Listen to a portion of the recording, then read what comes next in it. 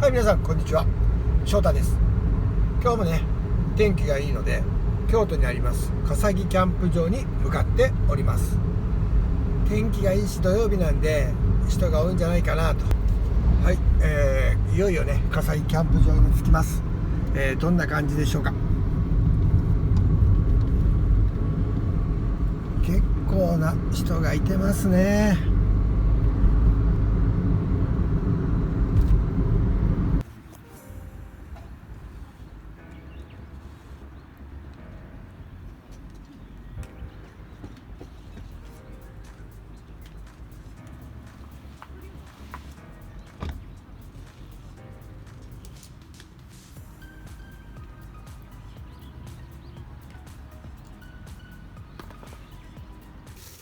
はい、こんにちは。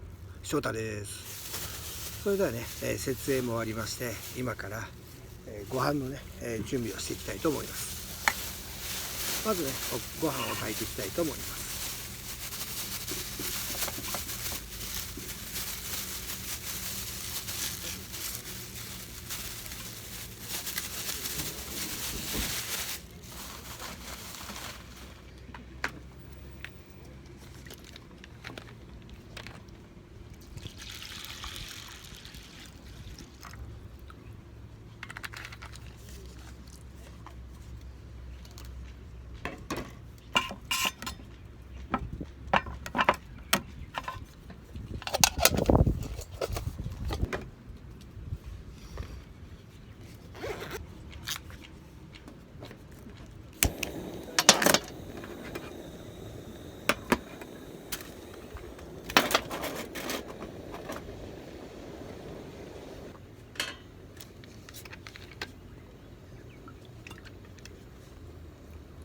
今日はね5月18日の土曜日なんですね。もうね笠井キャンプ場満員です。車がね場所を探すために何度もね、ぐるぐる回ってますね。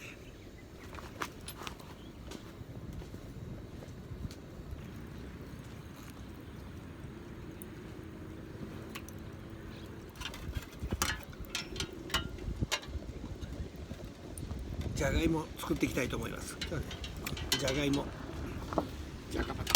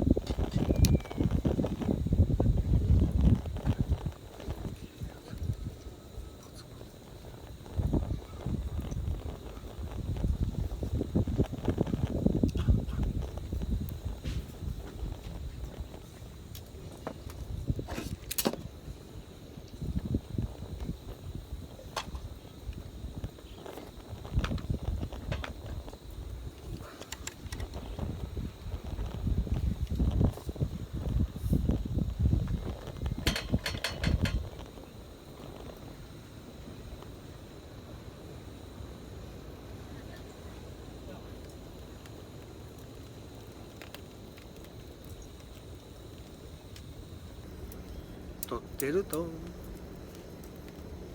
メスティンでねご飯を炊いてます。だいたいご飯ってどれぐらいでできるのが正解なんでしょうか。美味しい炊き方があればね教えてほしいんですが、煙が出てますっていうことはまだなんですかね。まだね少しこぼれがあるので水分が蒸発してるんでまだだとは思うんですが、すごくね焦げた匂いがするんで底面が焦げてないか心配です。